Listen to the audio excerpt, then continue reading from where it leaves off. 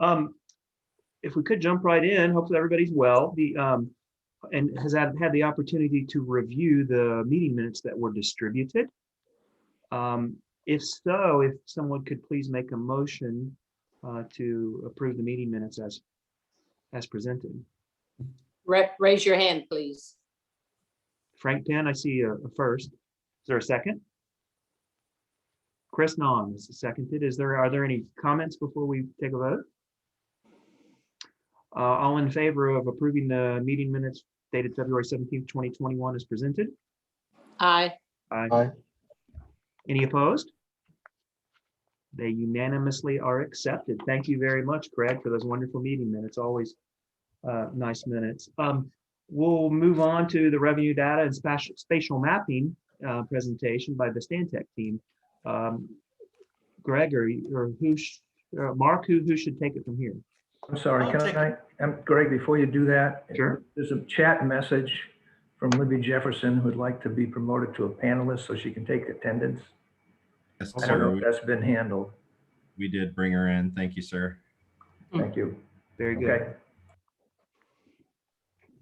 So hello, I'll start, and then I'm going to hand it over quickly to Philip Walters from Urban 3 to do the first agenda item, but just going to share my screen to get it going, and then let him take over. But basically, today, as Craig mentioned, we're going to start with Urban 3's and their plan. They've had the opportunity now to get all the data they can from the city. And so they're going to basically kind of give us a preview / explanation for how they're going to proceed with that data. And from there, we'll also talk briefly. I'll talk briefly about the scenarios and evaluation criteria and the correlation between those two, the connection between those two things. Before I hand it off to Cynthia Albright, who is going to revisit quickly the vacant land use or the vacant land inventory, but now she's done some analysis to kind of set up the scenario one for what that vacant land could accommodate within the zoning categories as they exist. And so that's the basic plan. So for now, I'm going to turn it back over to Philip, if I can bring this back. And he can start his presentation on his screen. Very good. I think I'm sharing. Are we seeing a grayed out map? Yes. Very good. I will try to be brief, but if anybody wants to stop me, please do. I've sort of wrapped my head around, or my team has to some degree, the interesting nature of revenue in Lexington. So we wanted to share with you the way that looks to us and see if you have any feedback for us on sort of some of the oddities in there. But I was going to start off really briefly by sharing the way we look at the world. I think you've seen this from me before. We make these models because we think I can see it. I can understand data a lot better in a model. And we start kind of with a question, what is a city? And we end up thinking about it as these finite pieces of area, but also a corporation, a different corporation than most. Most of your shareholders and your customers are really the same people as a city, but you've got a lot of things you've got to do, and you've got a certain amount of money you've got to do it with. So we kind of like to look at it that way, and that leads us to thinking about land as a commodity. We have a baseline, a history in real estate development ourselves as a company, and so we take to this farmer way of thinking about it. What am I putting into and getting out of each area of land? And that all comes from an example we actually did in our hometown, where we rehabbed a building, increased the value massively, and in our case, that meant property tax back to the city and the county. And we immediately got flack that our building wasn't very valuable because there's a Walmart that's worth twice as much. And we said, well, and this is kind of our big insight, I think. That is true. It is worth a lot more. It does in fact pay twice as much in a bill, but also it takes up a huge percentage of our corporation, our land area, compared to this other building that we did in downtown. And we can do a lot of things in those terms, the per acre terms. We think that's a fair comparison. So what about maybe thinking about the property taxes per acre that way, the sales taxes per acre, residents per acre, and jobs per acre. These per acre comparisons that we do are where where we think there's a lot more insight. There we go. And I just want to stress that this is, it may sound, I'm talking about math. It's not scary at all. There's nothing like what's on that blackboard. It is, we're talking about 5th grade stuff, and you probably already do it. So you may hear me reference a couple of times that it's not gallons per tank. When you talk about cars, if you want to compare 2 cars, of course they have different sizes of tanks. So the Ford has the biggest tank, but that's not how you think about cars in efficiency terms when you go to buy one, right? You talk in terms of miles per gallon. That's the way I've always heard it. And that makes sense. That's all we're trying to do with your land. In miles per gallon terms, you might have a different choice on what's most efficient or most productive for you. So that is now obvious to me. That is to say, I've internalized that, but I think maybe the trick is that these complex things need to be shown before they really make a lot of sense. So I'm going to give you an example from my hometown. This is my county in Buncombe County. We're in Asheville. You see 2 big gray blobs. The community loves those. I love them. I live close to one. Those are national forests with the Blue Ridge Parkway running through. They don't generate taxes though. So hopefully your video is not covering it up. In the top right, there is a legend that shows that gray area doesn't pay taxes. That's okay. This is how our corporation operates.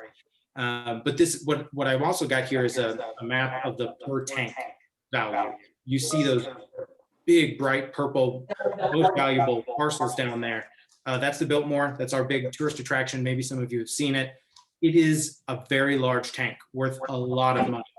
But if I go to per acre, I get a completely different image. And then I really think that this image makes sense to me when I do it in 3D. So both the height of those and the color ramp is explaining the value per acre, which turns into the tax revenue, which turns into our city and county's ability to provide services. And so this is what I'm going to try to do for your data, is show it to you.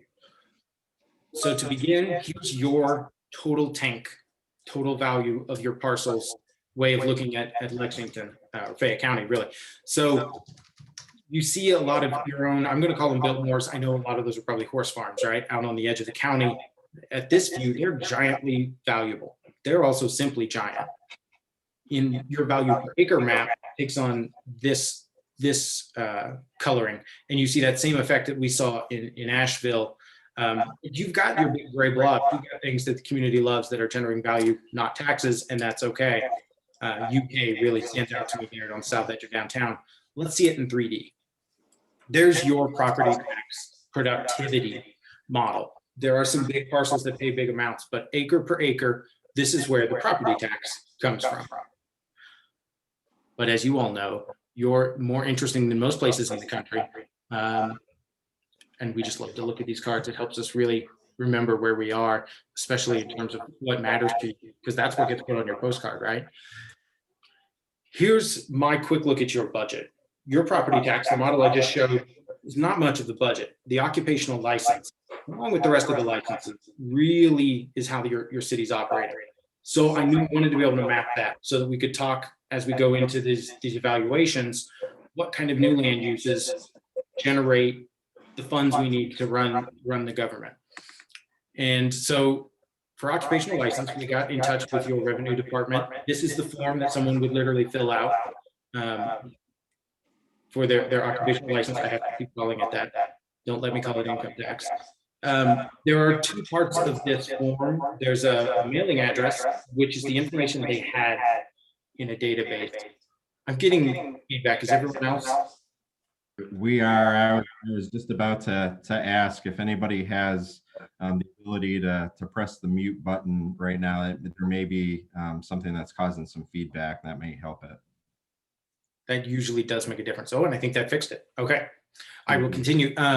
So mailing address is what we have. Now on that form, you'll see 2 rows up, there is maybe a local business address, but it was not available to revenue in a database. There was no way for us to map that. It might be in some folder cabinets, file cabinets somewhere, but what we have is mailing address. So to protect privacy, we're talking about people's essentially wages and salaries here. All they gave us, all the revenue department gave us was addresses. We get a check from this location. They didn't tell us how much, they just gave us an address. we put those on the map as all these little circles you see, and we drew borders around them. Blue boxes, we started with census tracts. We refined and got down a little when, maybe half this tract is residential and the other half's commercial. That's a reasonable split to us. But we did this so that we could do a grouping and give it back to revenue, and then they could give us back a number that had been anonymized. In this whole group, here's a total amount of occupational license that we receive, and now it's on a map. So here's what those dots look like at first, and we scratched our heads for a little while. A lot of those come from quite a ways away from Fayette County. We zoomed out a little more, and we were really scratching our heads. But it started to make sense. If your corporate office is somewhere else, and that's where you do all your tax work from, but you have a local office doing work in Lexington, okay. But we thought this is probably an issue, so let's see if we can get a better handle on that. We did a first mapping of it in the county, and we saw some things that surprised us, that it literally stuck out off the map. We had to look into it. As we zoom in, so I flattened the map out to 2D here, zoom in a little deeper, and all I know is addresses, but when 120 of the addresses in my grouping here are PO boxes, I don't know that I want to leave those on the map. I don't think building new post offices is the solution for generating a bunch of revenue in the city. I don't think that's telling me anything about development patterns and government revenue.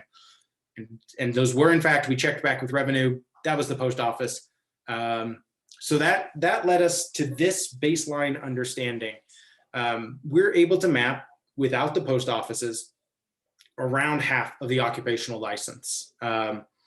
And then I'm gonna cover that other side, what maybe could be allocated and what maybe never was going to be allocated, the gray, in this next series.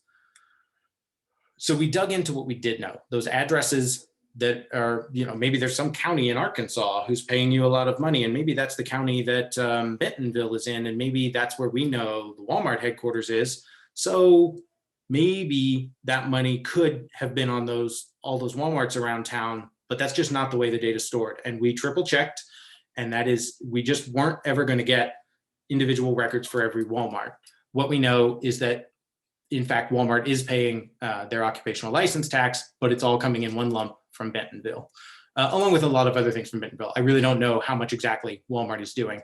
So we kept looking through the other big payers. And here's another good example. The AXA Corporation, headquartered in Charlotte. So not surprisingly, the check comes to the revenue department from Charlotte, but clearly they've got some people working in their building in Lexington. So that's helping me understand or build a story that, yes, where people are working is where the money probably should go, but some of it's just not going to. But then there are these kinds of things that we had checked into.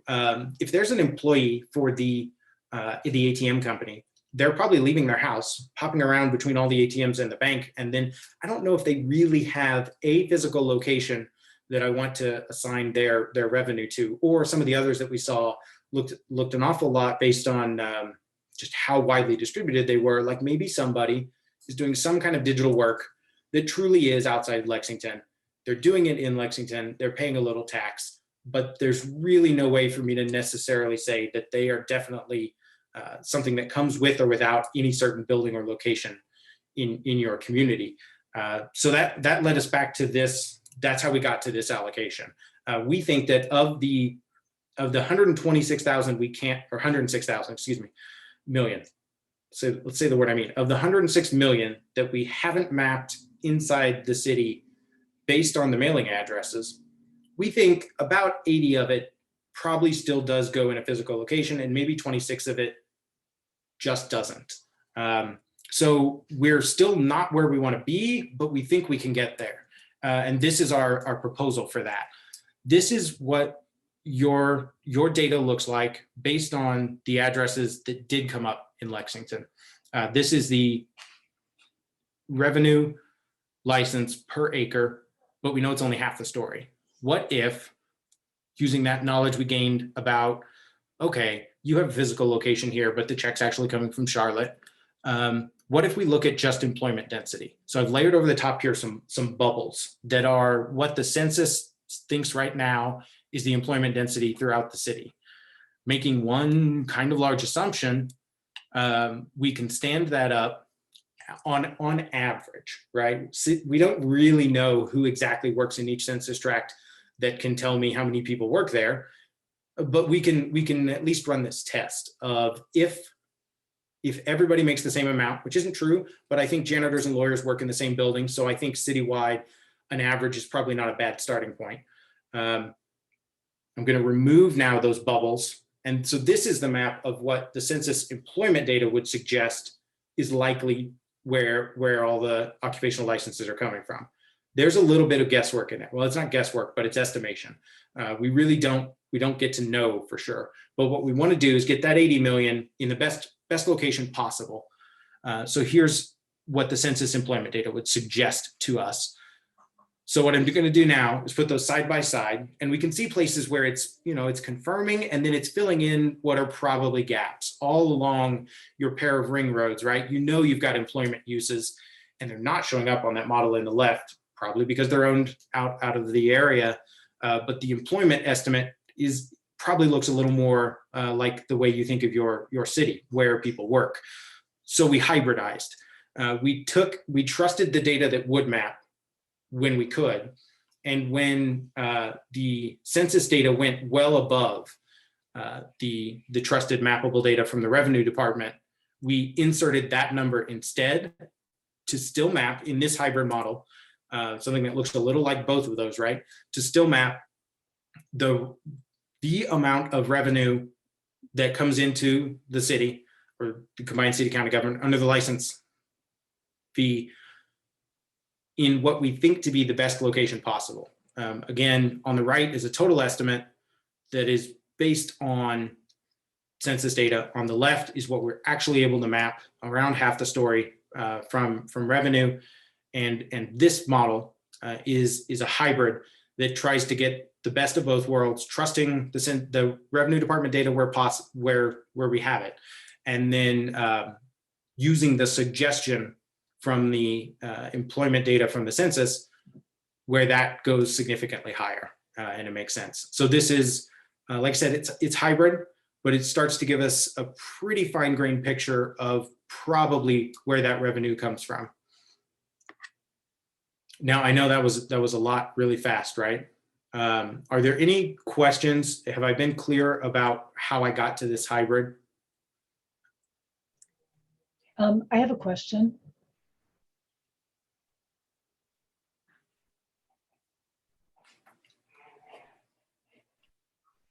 Go ahead, Lynn. Oh, sorry. Yes, I thought maybe I just wasn't hearing something. Thank you. So you had said initially, these are the occupational license payroll revenue. So can you show me where UK is? Because you said UK doesn't pay property taxes. That is correct. Yeah. So the large, let's see, I'm going to exit out of that view, and I think you can see my mouse a little better, right? This large blob here, and I meant to point out, and I didn't, we twisted north a little on these bluish maps. North is in the top left corner now. That little spire is in downtown, and this dark blue blob on the near side of downtown for us is where UK is reporting from. Okay. We don't get to know for sure if that footprint that we've normalized that over is really perfectly correct, and we don't really get to know how many employees from how far UK is reporting from that location. But that is what the data that revenue could give us told us. Thank you. Mhm.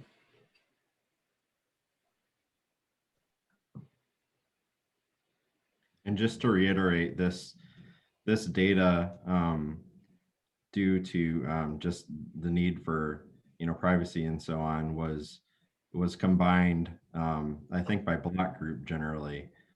So you won't see it on an individual company basis and so on. The other challenge, as Philip had mentioned, was we weren't able to tie it directly to business locations. So we had to get fairly creative in putting together the analysis. Certainly, and I guess I should, since I provided them earlier, I'll cover my last two slides. I zoomed in to do that same thing. Here's downtown just with what we can strictly map from revenue department, the spire in the middle, you see this downtown core, Main Street, University of Kentucky on the south edge, the Lexmark campus up to the north. And then I'm going to switch to my hybridized model, where you see I've also added a couple of images that indicate somewhere in that whole block, the census employment data would suggest that there should be these bars kind of on the edge of this top spire. I'm going to go back now to just what we can map from revenue, plus the suggestion from census employment data. This is a good example of that. There are a number of businesses on that block, so I really can't tell you exactly who did or didn't report in the base model, but based on how many employees it looks like there are there, we might expect a bar more like this.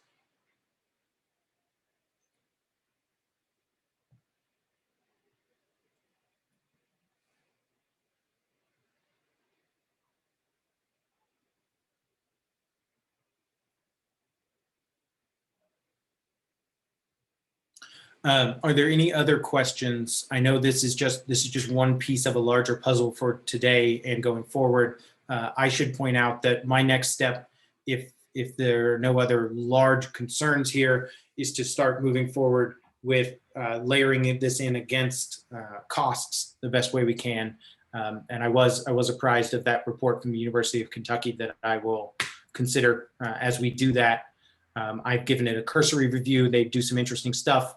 Just like I said earlier, when we get into this economic stuff, the data is never quite what we want. So I know that they had to make some assumptions as well. I will take all of that into account as we go forward to our next step, trying to assign. We think we have a decent picture of revenue in various locations, various land uses, various patterns. We'll go forward then with costs next. Thank you very much, Philip. Are there any other questions for Philip before we move on? Hey, Philip. I'm a little confused. I want to know how this relates to residential development. And is this why you're saying that we need to grow the urban service boundary? I'm just kind of confused about how this information relates to our mission, our final mission. So I haven't arrived at any conclusion yet about what should happen. And I'm not even sure that that's really my task, but rather to give you the tools to make that determination on your own. We like to say, I know this was a very abbreviated version of hearing anything from Urban 3. Think of us like your accountant, and whether you want to buy a boat or not, I want you to know if you can afford that boat. We know that this is an unusual revenue source, right? And on its face, you could come to the conclusion, and we have in our team discussions, well, why would you do anything other than have employment, right? When you have this kind of a revenue source. But that quickly becomes a silly thing to say, right? Because how can you have only employment without residential? What we really want to do is make sure that we've correctly modeled where your money really does come from, so that you know that as you make your decisions. Yes, clearly this does indicate that because you rely so heavily on this revenue source, having employees working inside county is really important. But I think I didn't focus on it too much. One of the hidden gems here is that somebody can work here and live somewhere else entirely and still end up paying you taxes. That's kind of a little bonus, I think, to your system. Right. But also, yes, there are plenty of people who live just outside your county who are definitely commuting in to work, who are paying taxes as well. So I don't think there's a direct connection between the revenue and whether or not residential should expand or not outside the boundary. I'm not seeing any sort of connection at this point. I would also make a point that, Philip is still including property taxes. So the revenue generated from residential development would most likely come in the form of property taxes, unless, of course, they are working from home. So that's how that would be comparable in that sense. It's just, again, as he's trying to show a map where the city generates its revenue from. I wanted to follow up on that, if I might, Mark. And maybe this should be directed to the vice mayor. According to the presentation we just got, property tax only comprises 7% of the city budget. 7%. If that's a question for me, I'd be happy to Yes, answer it. please. The answer is that the vast majority of property taxes goes to the school system. Mhm. And then the library gets a nickel on every dollar. And Lexington gets, they may get a nickel too. In any event, property tax is a relatively minor part of the revenue stream for the city. And it's important to note, and we kind of glossed over this, but the latest data we have says that 52% of our payroll is taxes paid by people who live outside the county. So the question of how you grow that revenue stream has something to do as well with the choices that people make about whether they live in surrounding counties, even though they work in Lexington. So I guess I shared Ann's confusion. I wasn't sure how this kind of led to where the answering the kind of questions that we have eventually about growth. Well, I can start to put that together as I take over. So what Philip in Urban 3 are doing is doing that cost, that accounting that he's speaking of. And that's going to be one of our metric criteria for evaluating each scenario. And that criteria ultimately boils down to, is this in the best interest from a financial perspective for the city's budget? But I'm going to share my screen again. I'm sorry, could I just follow up on Sure. that? It's not clear to me how that data is going to influence a question about whether we expand the urban service boundary or not. What it does answer is, if you're going to use land inside the urban service boundary, here are some better or worse ways to do it. Is that fair to say? Yeah, yes, but that's the thing, is we are trying to develop a process that can be applied to future analyses, including expansion, right? So the idea that, it's a good segue to what I want to talk about, that, we again are scoped to only look at build out scenarios in the urban service boundary for this particular analysis. However, the process could be applied to if we wanted to look at expansion later. And if that's the case, if we can develop some basic metrics on what the city generates from various development patterns, and we understood at a certain time, the question is whether to expand or not, whether to expand or focus on infill development, for example, in the various scenarios, then understanding that comparison of, well, if we expanded with this type of style of density development, we should expect this type of return, versus if we increased the density or intensity potential revenue from a development pattern in infill, we get this, and we compare that to the costs of both. So that way we're kind of setting up the framework for how you would do that comparison when the time comes to evaluate an explicit expansion discussion.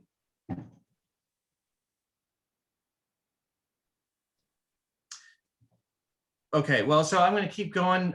So basically what we have, where we are now is we are starting to fill in the very most basic metric that we're most interested in, based from last month's discussion about the vacant land analysis or inventory. And now we're starting to analyze what is the potential for development within that inventory according to the current zoning limitations or guidance that the city currently has. And then we're going to build on that in these are 3 scenarios. So I just really briefly want to remind everybody of like our basic structure here, that we're entirely within the urban service boundary. So there's only so much land, both undeveloped and available for redevelopment, that we can use to accommodate our growth. And that growth is based on the demand for residential housing units, for office space, for commercial retail space, and for industrial space. And we are using, a generalized trend of how that demand has occurred in the recent past, while also being informed by the economic factors that should be applied, similar like COVID, and then maybe in retail, the advance of online shopping, etc. So our scenarios again are. Where's my scenario one? There it is. Our scenarios are scenario one, which is again like a baseline scenario that looks at our zoning code as it is today, and that's what we're going to be doing here today. Is kind of showing you what we found from doing that math, and we've included both the vacant land, the agricultural land that is inside the urban service boundary is considered available for development as per city policy of why it's in the urban service boundary, and it does have a base zoning development category for residential, and then we're also including all the projects that we know of that are currently underway. So if for the Baptist Health site, for the UK dairy farm conversion, those are being included both in the land side, but also the demand side, or the capacity side for what they are actually programmed to be. So then scenario two is building on scenario one. It's basically saying that we are now going to have a little bit more flexibility, potentially more density, because we're following through on some of the policy goals that Imagine Lexington is trying to encourage. So in this case, we can start to rezone properties to be to allow different uses or to allow more in density. We're assuming that the zoning process themselves could be changed more easily, in that some of the other aspects of the development program that Imagine Lexington wants, such as accommodating more affordable housing, takes place. We see a new development pattern within the city that is pretty broad brushed. It's not like site specific, it's more policy oriented, but it does indicate more mixed use, a little bit more density, and we see how that would compare to meeting our criteria. And then finally, scenario three is a more complete fulfillment of an infill development policy, in which we're actually implementing some pretty significant infill development programs, whether it's it's a new site, for example, a new urbanist site on Overbrook Farm compared to single family residential, or it's the redevelopment of Lexmark or Red Mile or Nicholasville Road, according to the Imagine Nicholasville Road study. Those types of focus on infill development, that would be what is included in scenario three. And so when we do that, we're talking about, obviously we're changing the baseline math of what could be accommodated for each of these various land categories, but we're also understanding that there are other criteria, including the costs associated with infill development versus the costs of, in this case, we have at our disposal expansion areas 1 and 3 that aren't developed yet. We can see the various differences in what the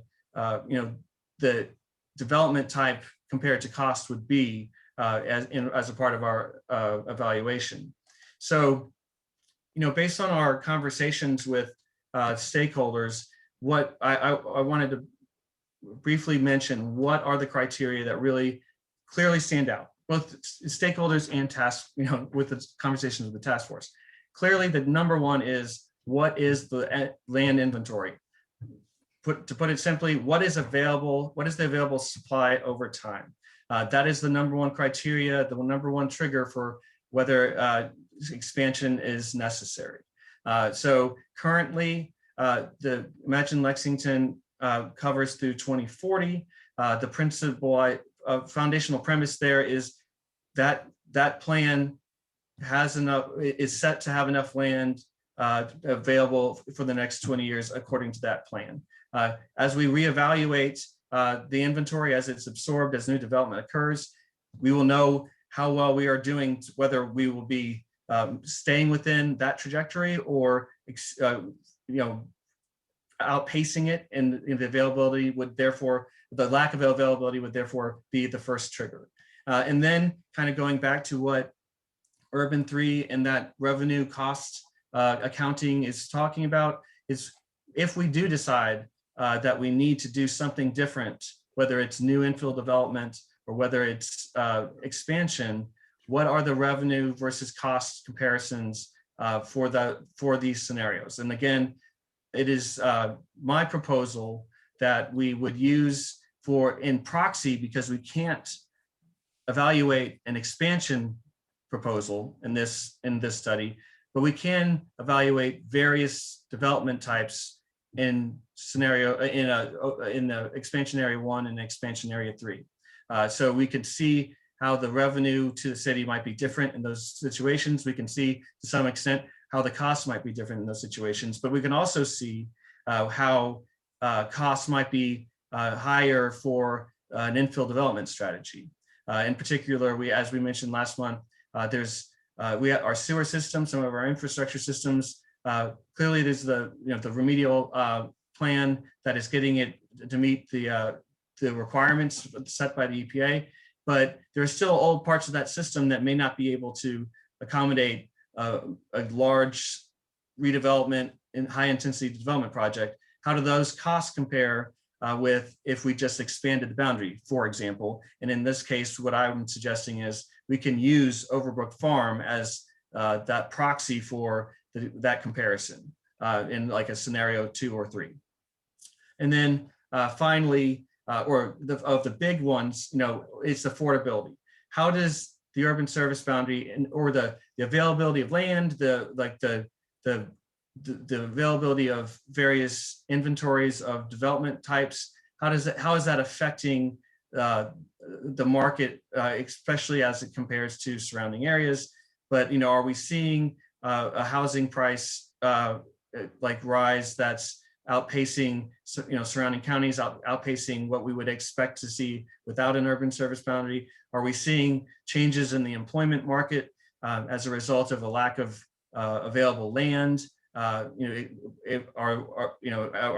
we seeing more change in commuting patterns that all relate back to what is available to be sited within the urban service boundary, including the expansion areas? So those as we develop the scenarios in full, we start with scenario 1 and see where we are. And really, scenario 1 is again the baseline, but it's also our first opportunity to see what truly is available inside the urban service boundary period.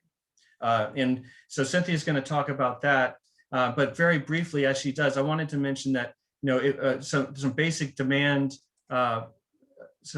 ranges that we've been kind of operating under as we get started, and these will be refined further, but we're basically creating a range of what we think the demand is in each of our 4 major categories. And we'll seeing how that can be accommodated, or if that can be accommodated in each scenario. So for example, we have a population growth estimates or projections from State Data Center and from the census that illustrate a trend line of 0.9% annual growth, which is the equivalent of adding 61,000 new residents. If we use the current persons per household average for the county, that means we'll need 27,000 new projected housing units by 2040. Similarly, if we use the higher end of that projection range, 1.2% annual growth, we would need 89,000, or we would see an increase in 89,000 residents, and that's 39,000 projected housing units. So that's the range we're looking at when we're just comparing what we have as basic capacity for residential. We did the same thing for the other categories. This is more based on the actual inventory that has been brought online inside of Fayette County over the past 10 and 20 years. If you take the 10-year trend line, you get that conservative growth rate, because this is a case of industrial.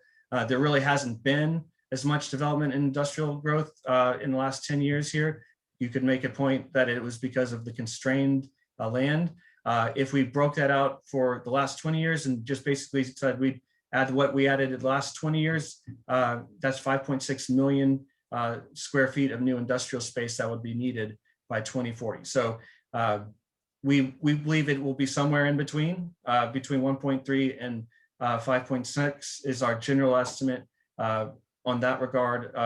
And moving on to office, we use a similar just baseline trend going out between 2.5 million square feet of office on the bottom end and 4.6 at the higher end.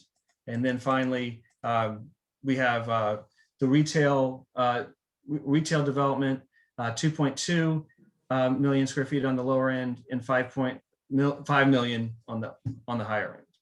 So that's just to give us some basis of comparison to what we're seeing in our scenario inventory. And as we do the evaluation, we'll refine this a little bit further, but we wanted to really understand where these trends, upper and lower, should be pointing us in general. So with that, I will hand it off to Cynthia to kind of recap the vacant land analysis and go forward with our calculations for each of those categories. Thanks, Mark. So you're going to operate the slides, right? I can do that. Okay, good.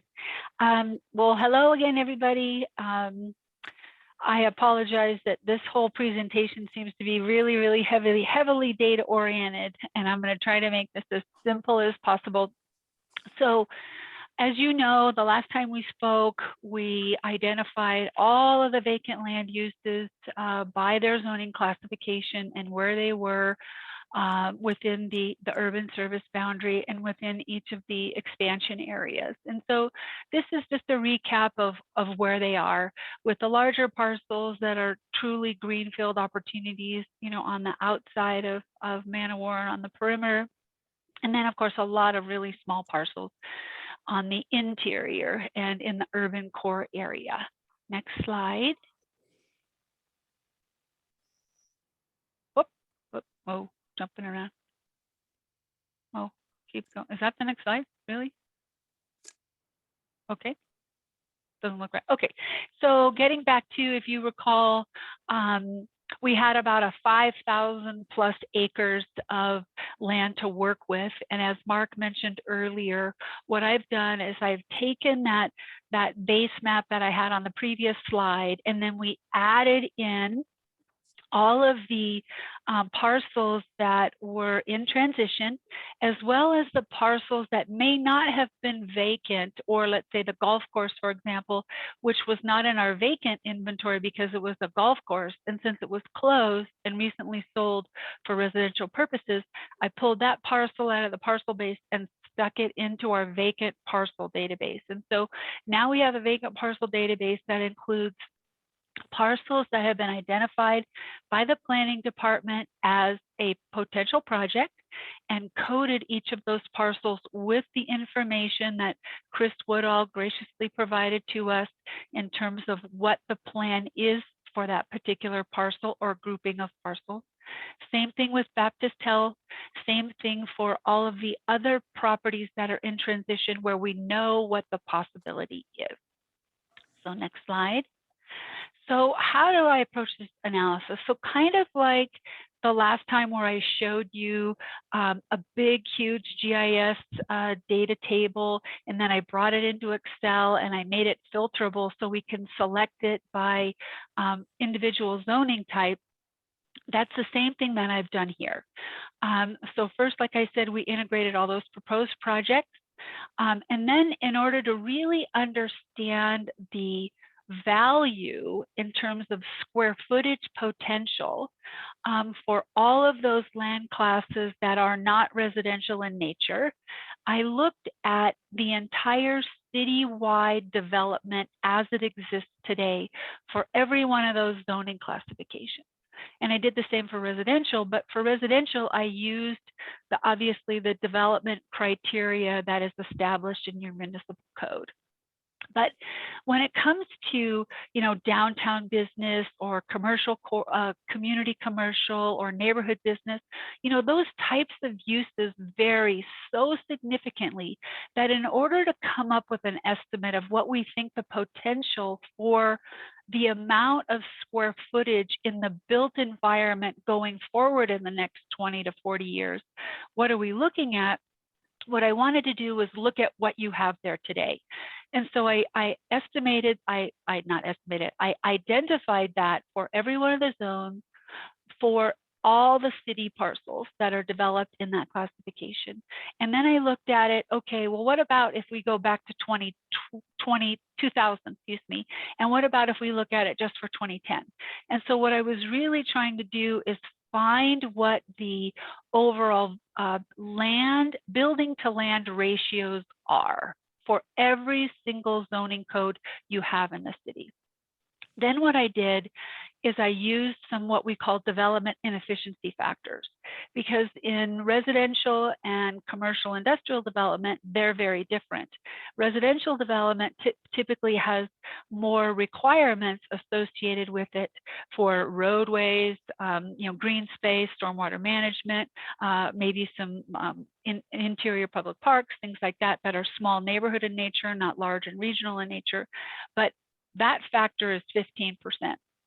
And so I reduced the overall land area by this inefficiency factor before I calculate out what the total residential unit potential is and commercial industrial square footage is. So for residential, it's 0.15, and for commercial industrial, it's 0.75. Next slide. So that kind of gives you sort of the background into how I build what's going forward. And so this just gives you one example on one zoning classification in the development analysis. And again, the objective is to find a building square foot to land area ratio. And so using the B1 neighborhood zone, the city currently has 669 developed acres. There's 1,205 parcels. And the average parcel size is just over half an acre. But in order to compare what our building to land ratio is, I have to remove all of those rows where the commercial square footage value in the data table that we were provided is a value of 0. So I remove all of those. So now I'm really just comparing parcels with a building square footage, and I look at what then that acreage is. And I multiply the acreage, the total acreage, by obviously 43,560 to come up with the total amount of acreage in total amount of square foot by acreage. And then I divide it by the total amount of building that you have in the B1 zone, and I come up with a ratio of 0.22. And so how that's important is now when I look at all of the vacant parcels in the B1 zone, I will look at this ratio to determine what the future square footage could be. And so I haven't shown you on this slide all the iterations that I went through, because sometimes the numbers went up or went down depending on, as I looked at it from new building in 2000 to 2010. So you'll see that that changes, because historical development patterns are typically less, what's the proper word? They're less onerous, if you will, meaning they're less concerned about maximizing the value of the improvement on the property. But as we go into 2000 and 2010 and certainly 2020, everybody is, because the cost of the land is so high and the building is so high, they want to really maximize the development potential. So I take that into consideration. So next slide. So this just gives you a quick rundown, and there's obviously many, many more zoning classifications because I did it for every single one. So looking at our B2 zoning, the downtown business ratio is 0.9. Downtown Lexington frame is 0.74. Lexington business is 1.73. And then 2010, it got higher, and on and on and on. And so I looked at these ratios for every single one of our vacant lands that fell within any one of the categories. Next slide. So this gives you an idea of just a screenshot. Now this is in ArcGIS. It's also in an Excel table, so you can filter it. But this gives you an idea of how I took a zoning classification, what the number of acres are, and then I calculated out what the development number of units are for scenario 1 and the development in square feet for scenario 1, and documented all of my assumptions. And so every row in 6,000 rows has an assumption. And so going forward for scenarios 2 and 3, all we have to do is modify these assumptions, and or we can modify these assumptions for scenario 1 if anybody has any concerns about it. But what I've done is, using the 30 years of planning that I have, is I used the development standards in the municipal code and said, okay, that zoning has to follow section 813 R4 standards. There's a minimum lot, there's a floor area ratio. So all of that math is included in the analysis and the result in that column of either development units or development square foot. And I did that for every single vacant parcel you have in the city. Next slide. And this is the summary. So by zoning classification, and of course the name, because I think that's always helpful, I've identified the total number of parcels.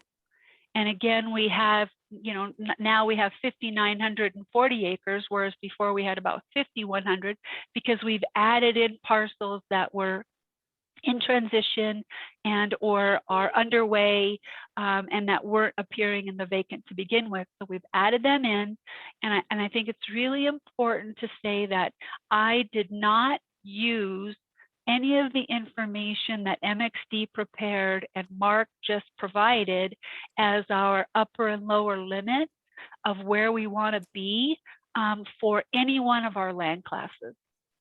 I did this analysis by myself. I don't want to say in a vacuum, but I wasn't trying to get to any specific target for anything. I just wanted to see, where do we land? And according to this analysis, within the urban service boundary, within these various zoning classifications, we have 27,000, approximately 317 residential units. Square footage for across all of these designations is 26 million. Now, it's important because I know industrial zoning matters to a lot of people. It includes the dairy farm, of course. We have a total of 11 parcels in the database that are over 5 acres, and they represent 341 acres. The dairy farm consumes 261 of those, leaving just 81 acres of vacant industrial as in a purely industrial sense. However, the other zoning classifications of B4 and ED and P2 have industrial opportunities. And so that brings another about 700 acres of industrial potential going forward within the urban service boundary. Is there any question on this before I go forward? Cynthia, this is Ann. Please, I have one Ann. question for you real Please, quick. Ann. Yes. The Lexmark property, is that included in Yes. your numbers? Okay. And Yes, what it is the total acreage there? Well, I'll look for you in 1 second. I also Okay. wanted to say that in the AU and the agricultural urban, that 29613-636, that's the Amazon Fulfillment Center. Okay. Okay, so Lexmark is in there, and I will find the acreage really quickly for you. And this would, excuse hi. me, Yes, Dennis. this would include the long farm road, the Andover Golf Course.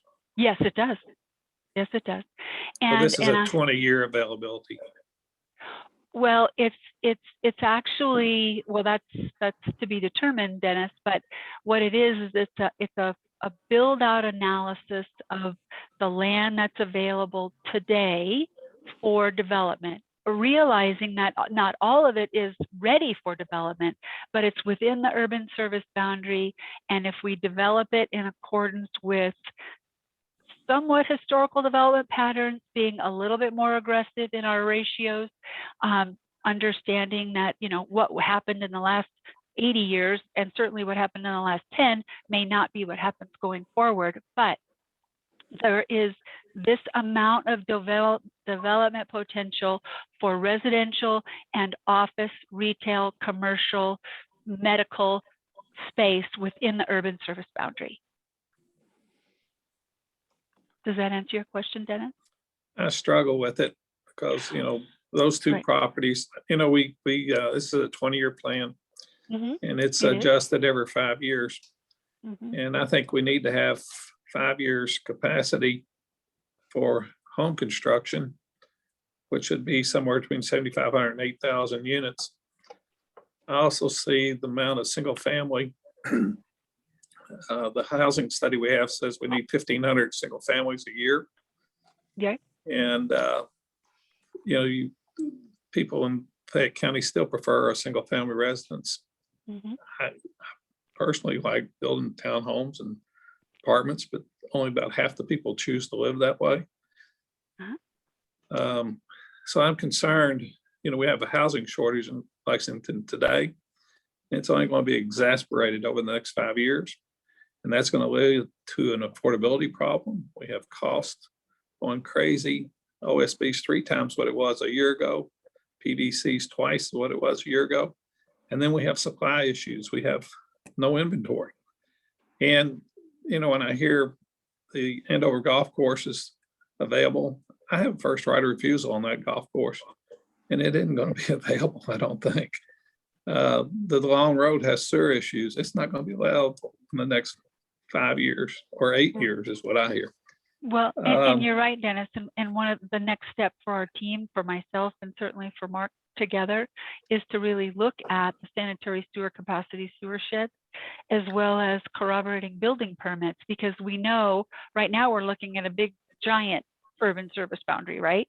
But we have specific issues that are pertinent to sub-regions within the overall urban service boundary. And so that's certainly my next step, is to Okay. identify what is realistic based on those 2 factors. I'm concerned about having that amount of capacity market ready in 5 years. Well, we'll be looking at that. That's for sure. That's Thank for you. sure.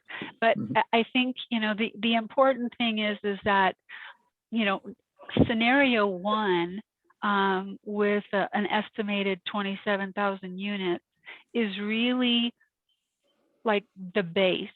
In our previous meeting, Jim Duncan mentioned that R3 is the preferred zoning, a development pattern, that we see. And so in, an AR and AU, we assumed a lot of this residential development will stick with that density. Now, going forward, definitely to address your concerns is how much do we have ready in the next 5 years? We'll be looking at, well, what if we reduce those lot sizes in order to generate more inventory?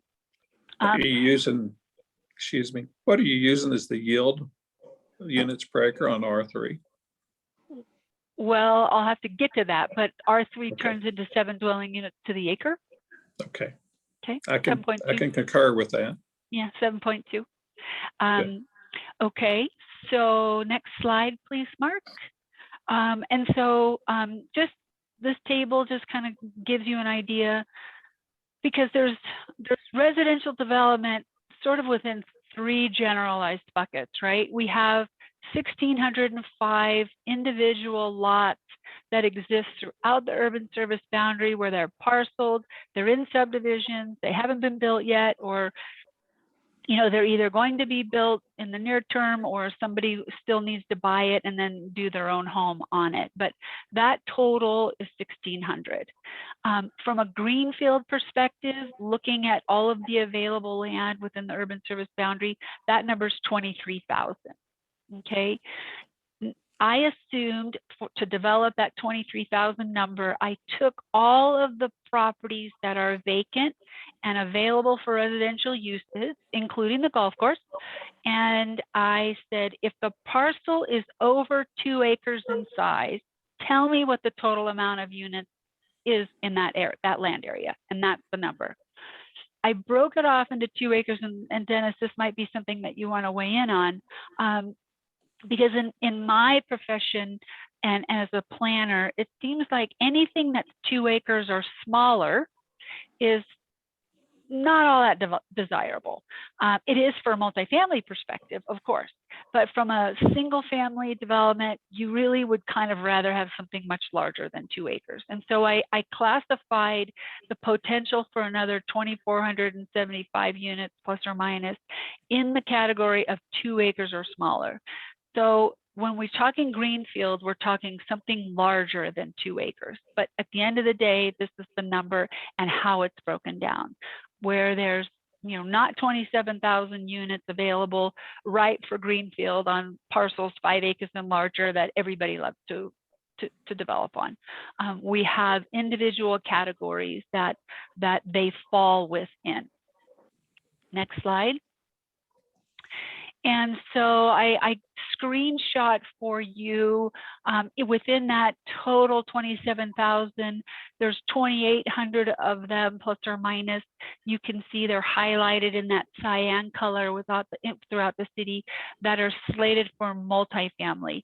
This includes both R4 and R5 zoning classifications, as well as all of the parcels that the information provided from the city as potential projects where they identified, we're going to do a combination mixed use, single family, multifamily, how many units is that within a parcel? I added them all up and that's what the number comes out to.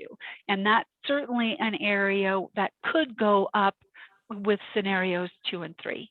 Next slide. This is what it looks like from a overall density perspective when you extrude it. Just to give you an idea, taking the total number of units, I had to multiply it by 10 in order to make things really pop. And those 3 spikes that are standing out there way up in the sky, like the Space Needle in Seattle, those are B1 areas where they actually have proposed multifamily on them, but the density overall is like 49 dwelling units to the acre simply because of the number of units and the tiny size of the parcel. So those are a little bit off kilter, but that just gives you an idea of where your higher density residential is occurring, of course, within the downtown core and in the interior of the city, with various elevations and densities on the outer edges along the urban service boundary perimeter. It's important to note here that Overbrook Farms, for purposes of this analysis, is assumed to develop at just 3 dwelling units to the acre, low density suburban, for a total of 2,315 units. We can obviously make that go up going forward, but this is our first blush at what is allowed by zoning and certainly within some general understanding. Next slide. So this just zooms in on, as we've talked about before, these are those tiny parcels in your downtown. They have higher densities by zoning. Certainly you saw on the previous slide, they have higher densities overall, vertically compared to other lower densities, but these are the harder parcels to develop. For those of you, I looked at ownership for every parcel and adjacency and whether or not they are adjacent. I noted that. I assumed, I assumed parcels owned by the same owner would develop together and gave them a higher ratio, if you will. So if a parcel is next to another parcel and it's owned by the same one, they're all grouped together. Next slide. And this is what this looks like sort of in a zoomed in version where you can kind of see how, compared to the residential development on the perimeter of the city's urban area, the higher densities are certainly within the urban core. And this is how they kind of measure out with, the R4s and the R5s. But then, of course, R3s too, having quite a lot of units on them, because a lot of them, and one thing that I did in order to come up with a number of units for these really small parcels is I assumed, well, let's put an average unit size of 650 square feet, or maybe because it's owned by Transylvania University, it could be student housing. Let's say 300 square feet is sufficient.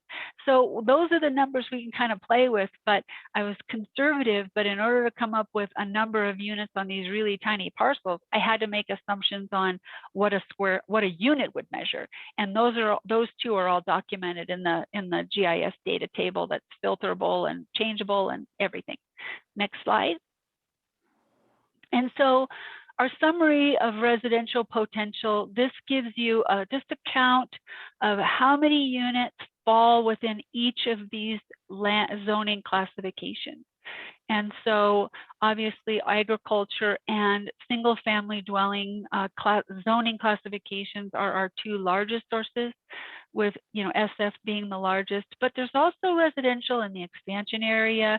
There's residential planned in the community commercial and neighborhood commercial, and of course in multifamily. Next slide.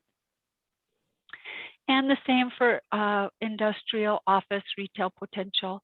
This amount of square footage is across all of these various zoning classifications. We have, like I said, 26,000 plus 26 million, square feet. And they're not all, within one zone, they're in many zones, with agriculture too also providing, well, that would be the Amazon fulfillment site, but the square footage is a total of 26 million throughout these various zones. Next slide. And then, we didn't get to talk about this the very last time, but I did map out where those parcels are that are over 50 acres in size, and you can see them here. One thing that I would say too is that these estimates of how many residential dwelling units we have available within the urban service boundary today, as well as commercial, retail, square footage to serve those kinds of needs, they don't take in, even industrial for that matter, because there's a lot of underutilized industrial land on the west side of downtown.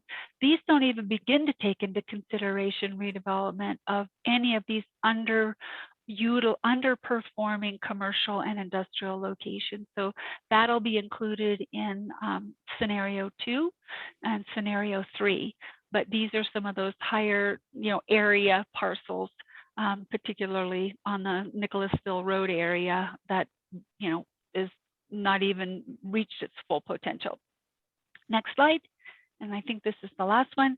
This is just the property that's owned by LUFCG for Ann's benefit. Again, I looked at all of those areas that are classified as, retention basin, greenway, et cetera. None of our development assumptions include these into the overall calculation of development potential.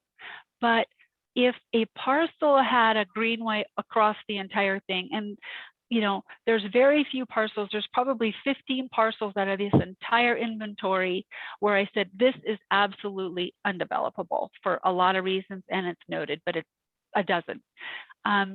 In most cases, what I did is if there is a greenway or some sort of stormwater issue that's affecting the parcel, I just assumed that that's going to be addressed in that development inefficiency factor. So I assume that it's going to be piped or it's going to become a feature, but that's where that development inefficiency gets accounted for too. So we haven't taken into consideration any of these parcels as possibly contributing to the future of fulfilling or finding parcels to fulfill future demand. And with that, I think I'll leave it up to you guys for questions. Cynthia, thank you so much. That was terrific. Thank you. Thank you.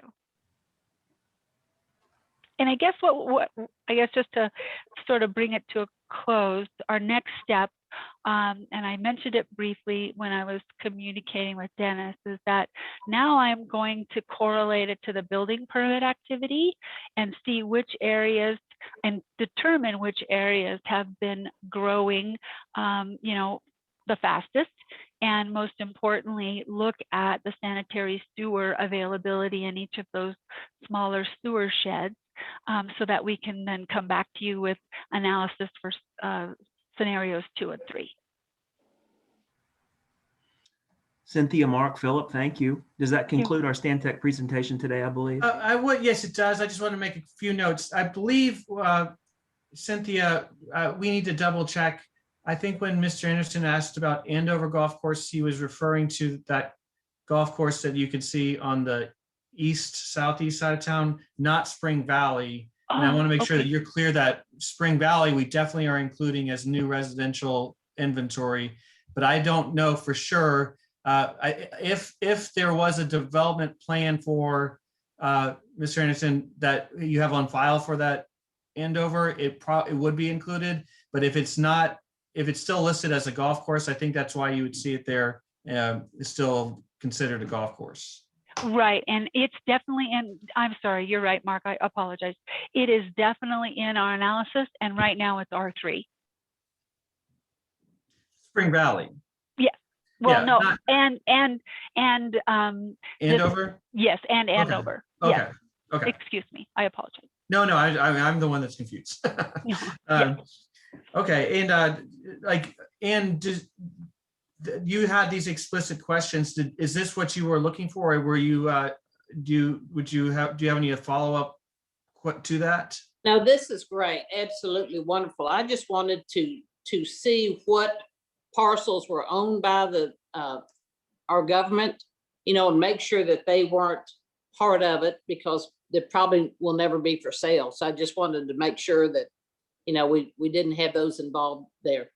And then on the 50 acres and up, if we could show just if there's common ownership with these pieces, I think that would be interesting information for us to have. Okay, so Anne, you mean when you say common ownership, are you talking about adjacency or anywhere? Like if Anywhere. the same, okay, perfect, Yeah, I understand. anywhere. Yeah, Mhm. yeah. Just to know if there are developers that own a lot of property, and so we can kind of look at those and say, okay, these are wonderful properties. What can we do as a city to help you develop them? Right, help facilitate it. I think Right. I can preempt some of that inquiry by saying pretty much all of these are owned by developers at this point, and most of them have a development plan that we've taken into consideration. Not all of them, obviously, but especially in expansion area 2, that part to the east, those are all places that some development plan, whether it's likely to occur quickly or to change, is open. But like Patch and Wilkes, there's a development plan for that. Right. And same thing with Tuscany, there's a development plan. So so we know these aren't it's not like these are undiscovered gems that we don't know there's Right. something more, but it definitely illustrates from a true market perspective what's really the most, with the exception perhaps of Overbrook Farm for reasons people have stated, what's truly in play for the new development, that's likely to occur first. Mark, could I ask you a question? Of course. We've made assumptions all along that these are zones that could not be changed or would not be changed. So when we went away from the maps, the city maps of all the property, we're seeing more zone changes since we went away from the map than we did beforehand.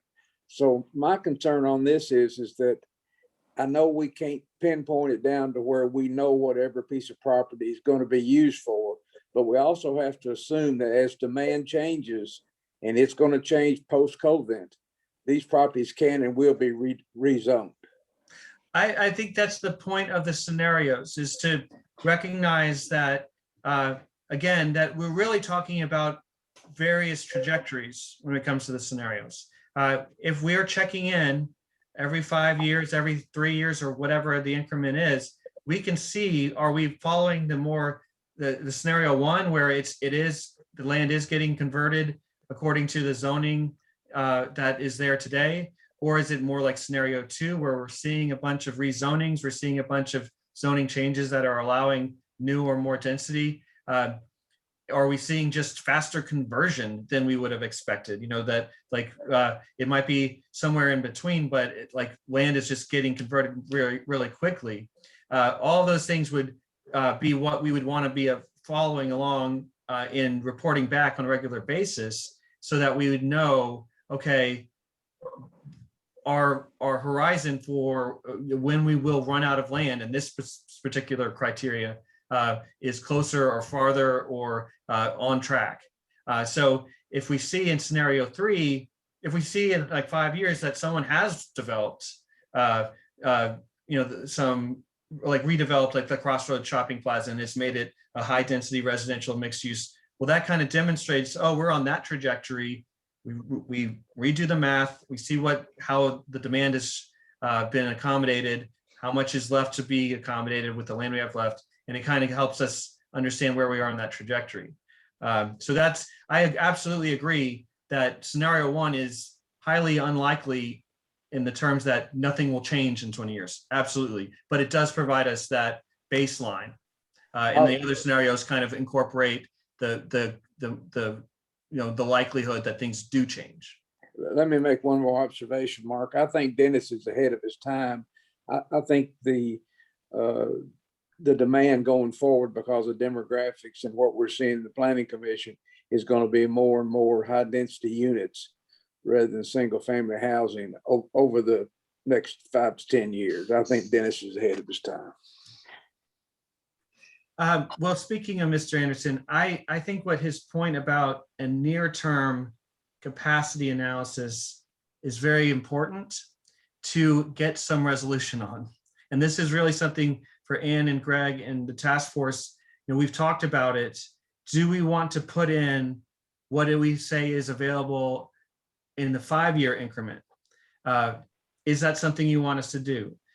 Clearly, the point of the time horizon of of Imagine Lexington was to 2040. It does not imply, like there is going to be a specific progression of when certain parcels develop and when they're going to become available to develop. As everybody who's following, the conversation of Overbrook Farms can attest, it could develop.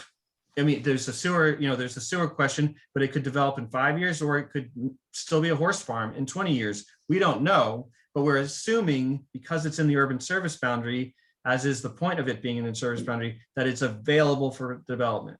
However, if the task force is trying to answer the question that Mr. Anderson wants answered, we need, like, what is going to be available in 2028 or 2025? That's something we need some guidance on, because it's more clear for us to say, this is what's in the urban service boundary, this is what's available for development. It's less clear for us to be able to distinguish what is truly going to be online in 5 years. But Mark, let me make this clear to you. What we need to know is we need to have a mechanism where we don't have to wait 5 years and do another study to see what we have. We need to be able to take the work that's done right here and be able to, through the process of building permits and developable land, and as we go along, we need to know year to year what we have, and we need the software to be able to do that. And then I don't want to cut you all of another study 10 years from now, but I do want to know that the developers, the farmers, and the citizens need to know on a yearly basis how much land is available. And you can take this study and create software where we can update it and know that. Well, we are definitely doing that. We're definitely going to provide the database, and the expectation is to keep the database updated. But I think Mr. Anderson's question is, how do you accommodate the status of some of this land? For example, Commerce Lex says it's great that the dairy farm will be available in 3 or 4 or 5 years, but we need it available today. Do we report on that reality, or do we just stick with 20 years and say it will come online eventually to accommodate the growth in the 20-year time horizon? And that's the issue. I'll stop at this one, but I think they need to reevaluate what their needs are right now, because we see what's available. And if there's enough need for that land to be available, it can be available pretty quick. There's 50 acres there at Coldstream. There's land that's available. It's just a question of what the demand is and how quick that land can come online. But for them to say there's no land available, they can't be looking at the same thing we're looking at. Well, I would like guidance from the task force on that question. And I think I would just like to add, Mark, on behalf of Mr. Penn, you know, given the fact that we've built this all out and all of the information and the assumptions and everything is at a parcel level, if staff in the planning department maintains this, so every time there's a zone change, or maybe they decided to do 27 units instead of 15, whatever the case might be, if they keep this up to date on a regular basis, they will be able to answer that question every day of the week if they need to. That's what we need to do right there. Yep, exactly. Yeah, so that's key to the scope of work that we originally put together on this, is that this process is repeatable, and that there'll be instructions essentially in the final report that we receive that'll guide us through that, so that can be done internally on a regular basis. Thank you.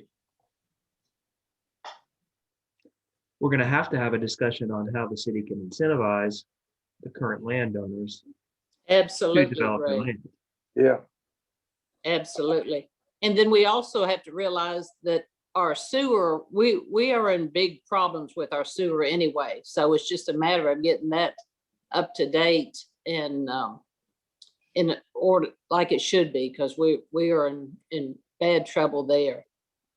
But we've got to put some incentives in place to help our developers go on and develop their land. Because if I ask the other question about the 50+ acres that we saw on the map, you know, how long that's been on the market under those owners, I think we're going to see that it's been there a long time.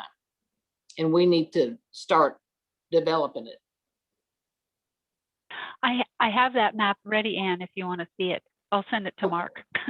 Okay, great. Dennis, you're muted. You know, the way we've managed the urban service boundary, where we bring land in, and many people really aren't interested in developing, but yet they're in the urban service boundary. I think we need to go to something more like a small area plan, to where people who want to be included in the urban service area show a desire to develop it and show us how they intend to develop it prior to including them in the urban service area. To use it as an estate planning tool for a family, I don't think it's a reason to be in the urban service boundary. It's good planning on the family's part, but it isn't fitting the need of the community. So I would like to suggest, you know, if they're going to be included in the urban service boundary, they have a plan and they show what they intend to do with the land, the ability and the desire to do it. That's a very good point. I just two thoughts.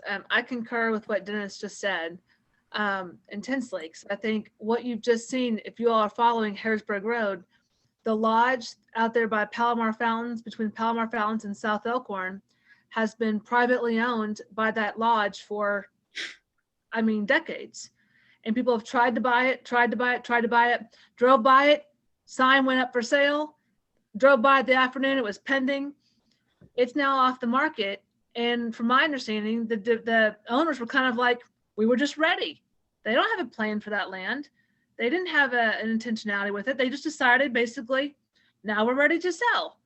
And so now the developer has it, and it'll be developed, you know, shortly with some kind of plan. But incentivizing landowners is going to be tough for us, I think, to do well. And I just think we have to be very careful about trying to do that when limited resources and I think it's just going to be challenging. So I wanted to say that and concur with Dennis' thoughts about small area planning thinking, because just expanding it to expand is not okay. and trying to do infill in certain places that doesn't make sense for infill doesn't make sense either. So there's needs to be consideration for both of those things moving forward is my thinking. I'd like to share with Amanda. This may not be popular, but essentially when you limit the supply, you're giving the landowner a whole lot of leverage and power. The developer has to pay more money for his land, so he has a bigger investment. He has a smaller market because he brings it to the market. In fact, the value and the cost has gone up, makes it more costly for a family, makes it more costly for a business. We've incentivized the owner. Land outside the urban service area, 10,000 an acre. Land inside the urban service area, 90, 110. I paid as high as $650,000 an acre. Where if they had to bring it in with a plan and they're trying to get included, now everybody has equal footing in the negotiation. When it comes in there, they've won the lottery.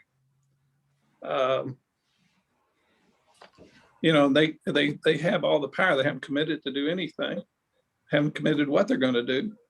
And, you know, through legislation, we've limited the supply, but the fact people want to live here and we have new family formation and new businesses wanting to be here, we can't limit the demand.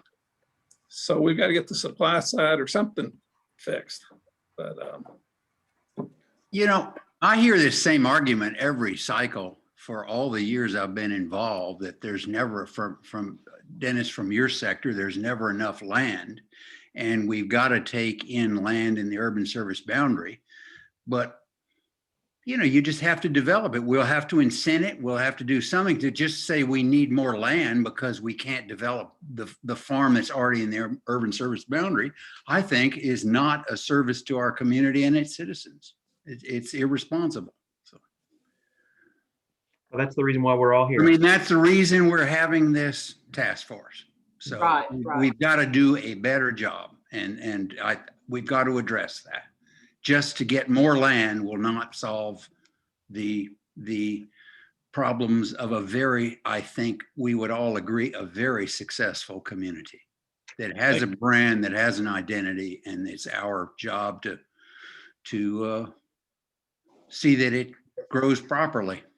I think I put a scenario in front of you.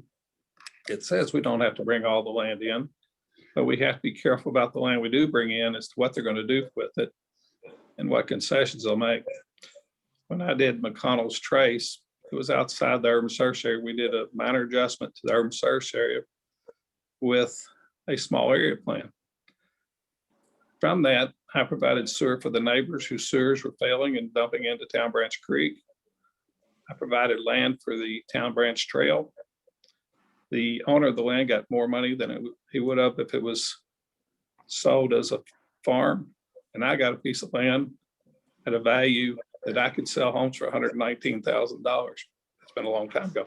So the fact that there was a negotiation and everybody was at the table, it was win, win, win, win. I won, the farmer won, homeowners won, and the city won. So that's the reason I like the small area plan, and just bring in land, you know, it's going to be developed and how it's going to be developed. So I think we're talking about somewhat. So going forward, personally, I think it's a given that a small area plan needs to be included in any expansion process. I think that should be a recommendation that we make. Don, I very much understand your position, and we have to deal with what land is within the current urban service area, and we need to discuss more on how we incentivize or what we can do to make sure we properly utilize all of the land in the urban service area. But always remember, Greg, that all the land outside the urban service band is not just waiting to be included in the urban service.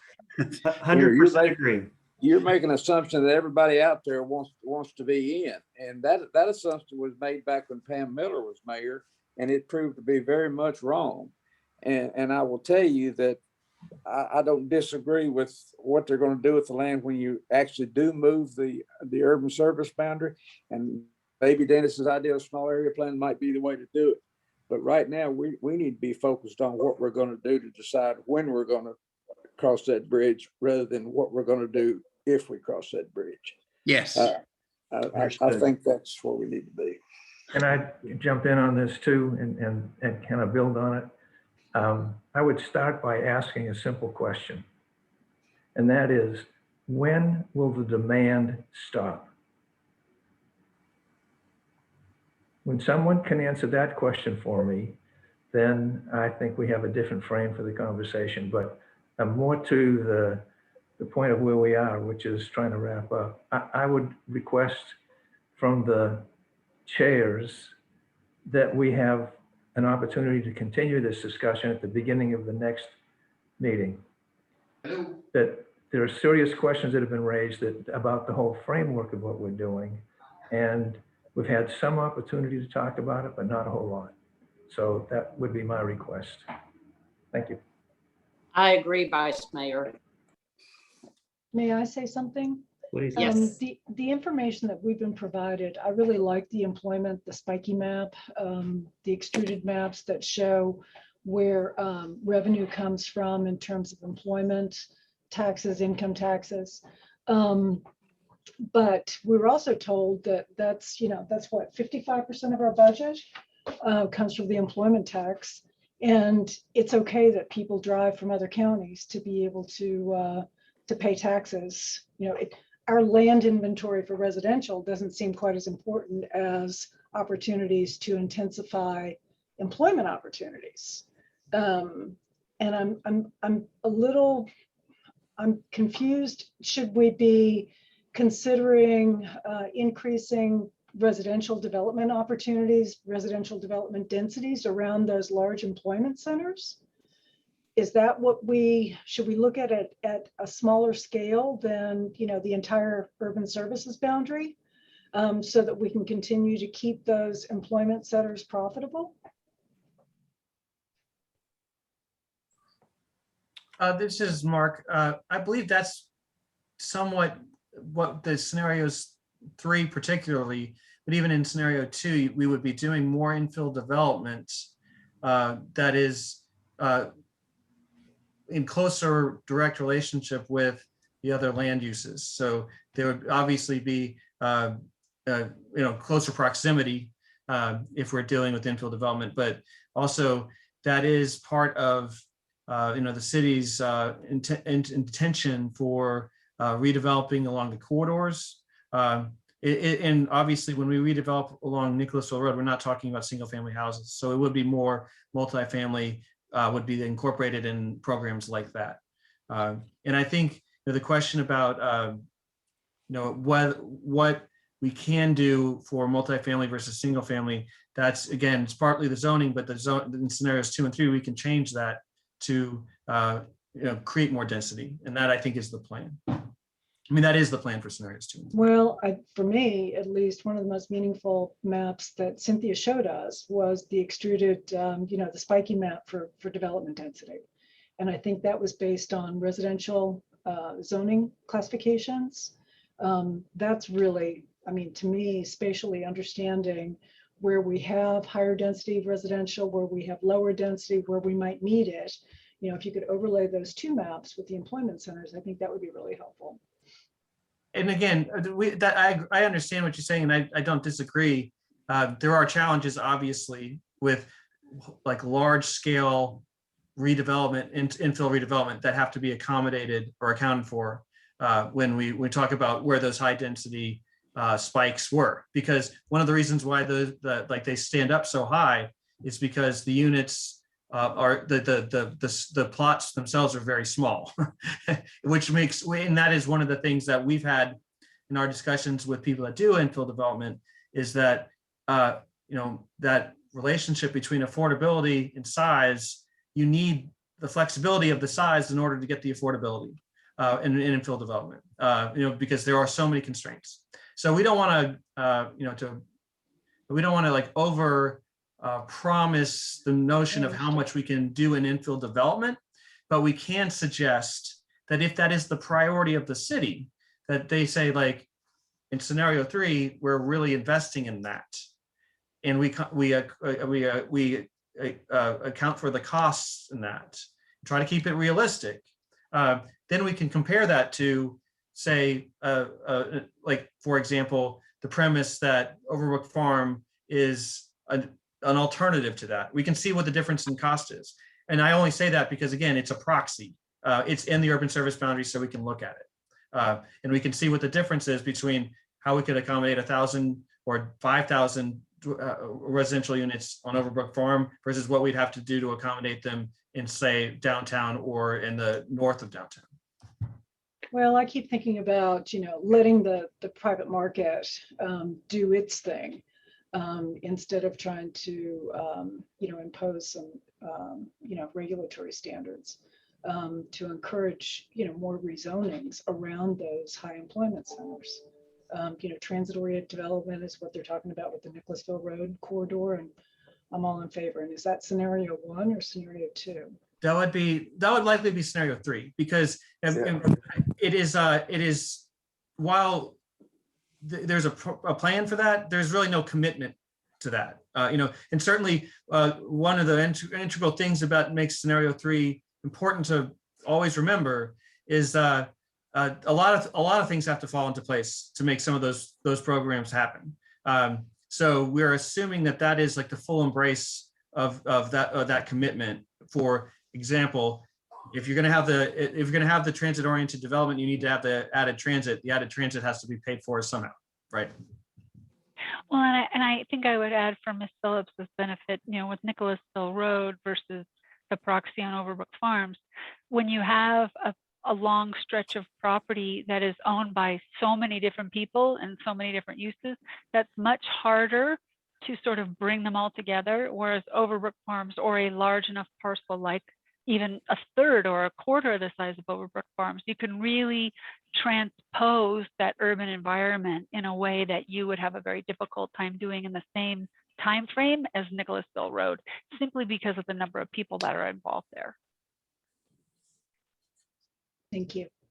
And Craig and I will have a discussion in the very near future about, 1, how can we best supply some direction to Mark as he has requested, and 2, Vice Mayor Kay, I think it's very important that we do schedule a meeting to continue this discussion as time is getting short here, and there's obviously a lot of discussion items related to this that still need to be talked about.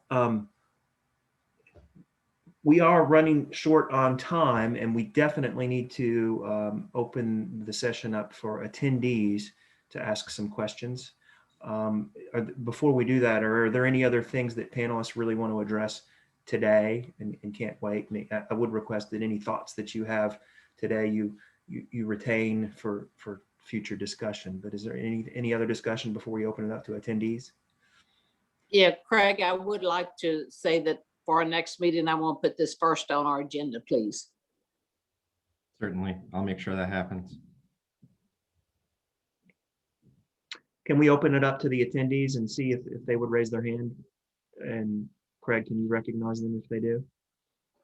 Thanks, Chair. If you're in the attendees room and you'd like to be recognized for comment, please raise your blue hand and you'll be brought into the meeting for comment. Chair, I'm not seeing any. Great. Mark, I've been most impressed with the amount of work you all have gotten done, even since the last work session. A lot of Yes. progress has been made. Here, here. Thanks. Well, I'm going on spring break now. All right. Well, travel safely. Thank you. Enjoy. Thanks, everybody, for attending. Do I hear a motion to adjourn? So moved. Second. All in favor? Thank you. Aye. Aye. All right. Bye-bye. We will carry on. Thank you, everybody. Thank you. Thanks a lot.